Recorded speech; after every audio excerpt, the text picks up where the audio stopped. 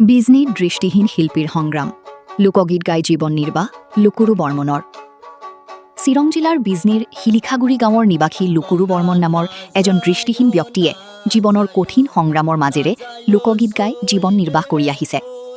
দুয়োটা চকুৰে দেখা নোপোৱা লুকুৰু বৰ্মনে নিজৰ পত্নীক লগত লৈ গাঁৱৰ পৰা গাঁৱলৈ ঘৰে ঘৰে গৈ গীত পৰিৱেশন কৰি সহায় বিচাৰি জীৱিকা নিৰ্বাহ কৰে। সুমধুৰ কণ্ঠৰ অধিকাৰী লুকুৰু বৰ্মনে লোকগীতৰ লগতে নিজৰ স্বৰচিত গীত মইনাৰ মাও অৰুণোদয় গাই বহু লোকৰ হৃদয় স্পৰ্শ কৰিবলৈ সক্ষম হৈছে।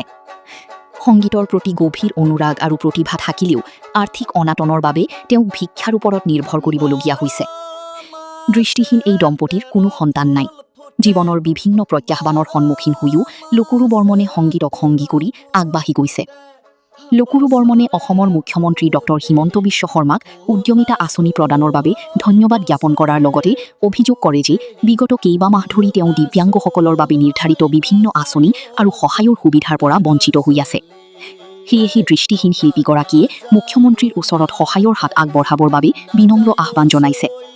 তেওঁৰ আশা, চৰকাৰৰ উপযুক্ত সহায় লাভ কৰিলে তেওঁ সংগীত চৰ্চা অব্যাহত ৰাখি সন্মানজনকভাৱে জীৱন নিৰ্বাহ কৰিব পাৰিব। News desk, Bijni first 24।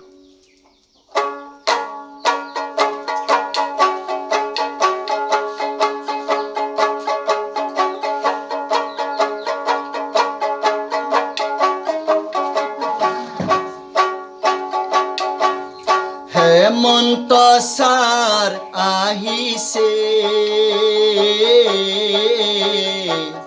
দুখীয়া ৰাইজৰ বাবে নিউ মেছেজ কিনো আনিছে,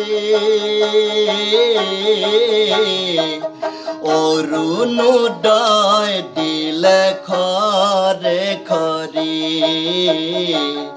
অৰুণোদয় দিলে ঘৰে ঘৰে।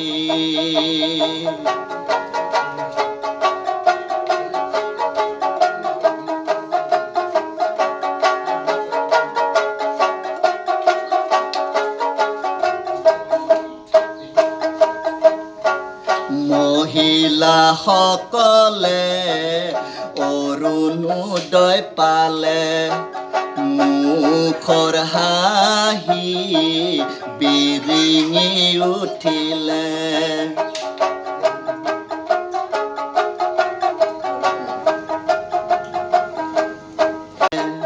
সকলে মুখে মুখে মামা বুলি মাতে, ভোট দিয়ক মামাকে, অৰুণোদয় দিলে ঘৰে ঘৰে, অৰুণোদয় দিলে ঘৰে ঘৰে।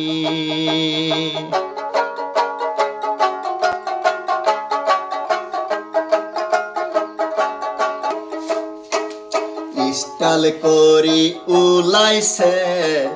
মাজনীৰ মাকে, তিনিবাৰ সুধিলো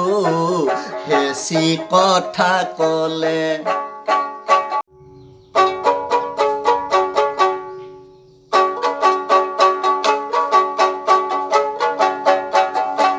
তোমরা না যায় সই রে ওই না যমুনার জলে, তোমরা না যায় সই রে ওই না যমুনার জলে।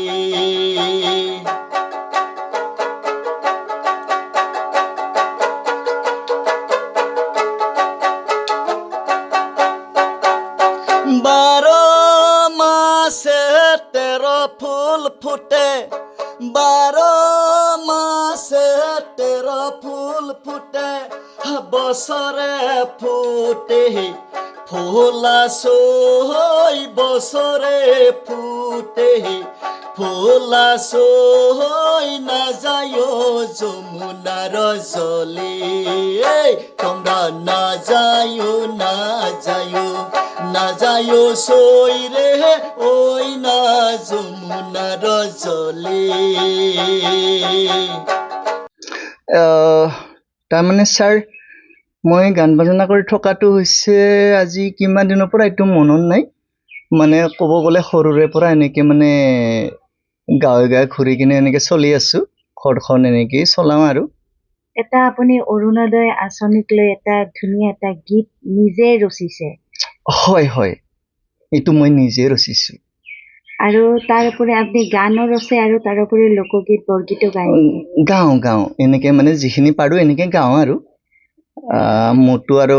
এনেকৈ মাষ্টৰ বা কিবা এনেকৈ শিকাই দিয়া হেৰি নাই তাৰমানে মই নিজে এনেকৈ গাওঁ আৰু আপুনি কিবা আঁচনি পাইছেনে আঁচনি পোৱাৰ ভিতৰত মই বিকলাংগৰ ফালৰ পৰা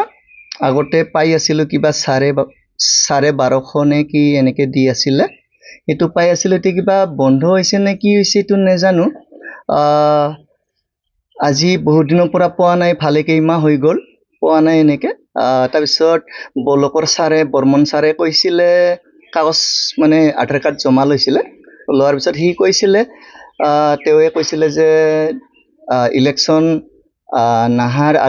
ইলেকশ্যন নোহোৱাৰ আগতে 2 মাহৰ তুমি পাবা এনেকৈ কৈছে পিছত সিবাৰ বেংকত মানে চালোঁ কিন্তু সোমোৱা নাই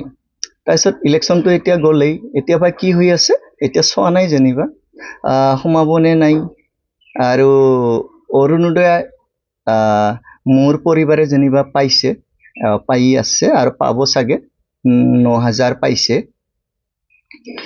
আৰু চৰকাৰী ঘৰ পাইছোঁ তাৰপিছত কণ্ট্ৰলৰ চাউল বিনামূলীয়াকৈ পাই আছোঁ আৰু লেট্ৰিন পাইছোঁ এইখিনি বস্তু পাইছোঁ আৰু কি চৰকাৰৰ ফালৰ পৰা আপুনি হেমন্ত বিশ্ব শৰ্মা ডাঙৰীয়ালৈ কি শুভেচ্ছা দিব কি বাৰ্তা দিব বিচাৰে আপোনাৰ তৰফৰ ছাৰে যদি আৰু দুখীয়া বুলি ভাবি কিনে অলপ সহায় কৰে ভাল পাম আৰু যাতে মোৰ বিকলাংগৰ টকাখিনি মাহে মাহে দি থাকিলে খুব ভাল পাম আৰু মোৰ ঘৰখন চলিবৰ কাৰণে অলপ হ'লেও সুবিধা হ'ব আৰু গোটেইখিনিতো আৰু চৰকাৰে বহন কৰিব নোৱাৰে তথাপিও মানে খুজি মাগি হ'লেও খাবই লাগিব তথাপিও যদি চৰকাৰৰ ফালৰ পৰা অলপ সহায় সুবিধা দিয়ে তথাপিও বহুত মানে ভাল পাম হেমন্ত ছাৰে যদি মৰম কৰি কিনে সহায় কৰে আৰু